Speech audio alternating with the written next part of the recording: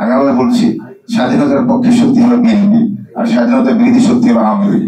প্রথম ওখানে কোনো আগে কমিটি ছিল না, কোনো বিএনপি ছিল না, ছাত্রদল ছিল না। তারপর আমরা বিএনপি করি। এইভাবে এই এরশাদ বিরোধী আন্দোলন থেকে শুরু করে আমরা 111 থেকে শুরু করে এই বর্তমান হাসির সরকার, স্বাধীনতা বিরোধী সরকার। আমি আবার বলছি, স্বাধীনতার পক্ষে শক্তি হলো বিএনপি, আর স্বাধীনতার বিরোধী শক্তি হলো আওয়ামী লীগ। আওয়ামী লীগই আপনার বাকশালের মাধ্যমে স্বাধীনতার যে চেতনা, একাত্তরের যে চেতনা, সেই মূল তন্ত্র, সেই মূল চেতনা ধ্বংস করেছে।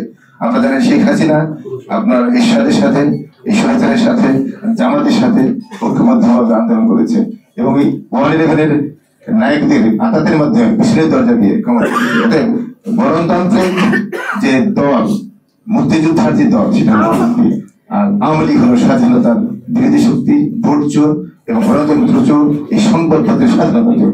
তারা কখনো বলতে পারে না যে 71 শক্তি বা স্বাধীনতার পক্ষে শক্তি আওয়ামী লীগ।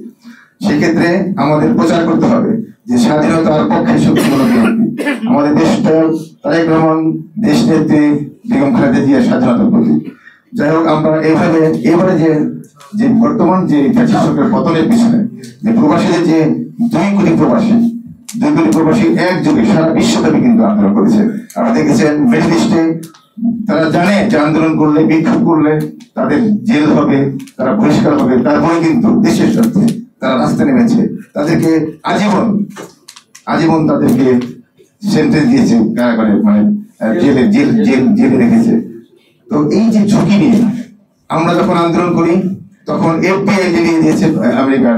আমার বাসায় FBI এসেছে যে আমরা নাকি সন্ত্রাসী দল, আমরা সন্ত্রাসী দল হিসেবে আমার বাসায় FBI এসেছে। ভাগ্যিস ভালো যে আমরা মেইন স্ট্রিমের সাথে পলিটিক্স করি বলে, প্রশাসনের সাথে যোগাযোগ আছে বলেই এই আওয়ামী লীগ ফ্যাসিস্ট সরকার আমাদের উপর তেমন কিছু করতে পারেনি। তো সেক্ষেত্রে যে প্রবাসীদের যে একটি যে আন্দোলন, যে দাবি, সেই আপনারা জানেন যে বর্তমান যে সরকার, এই সরকার যে প্রতিষ্ঠার পিছনে আমাদের সারা বিশ্বব্যাপী আন্দোলন হয়েছে। নিউ ইয়র্ক টাইমসে আমরা বিজ্ঞাপন দিয়েছি। আমরা ওই দেশের হোয়াইট হাউস, ক্যাপিটাল হিল থেকে শুরু করে স্টেট ডিপার্টমেন্টে আমরা সেখানে বক্তব্য দিয়েছি, বিক্ষোভ করেছি। ওই দেশের স্টেট সিনেটর, US সিনেটর, কংগ্রেসম্যানদের সাথে আমরা যোগাযোগ রেখেছি। তারা চিঠি দিয়েছে, আপনারা দেখেছেন। এই চিঠিগুলি কিন্তু কাজে লেগেছে, এই চিঠিগুলি জনগণকে উদ্বুদ্ধ করেছে। আমরা এই চিঠিগুলি আনতে বা মেইনস্ট্রিমের সাথে পলিটিক্স করতে কষ্ট মানি এবং সময়, এটা একটু সহজ না। বাংলাদেশের মতো না, ওখানে অনেক সময়ের দাম, প্লাস যে কোনো আন্দোলনে, যে কোনো আপনার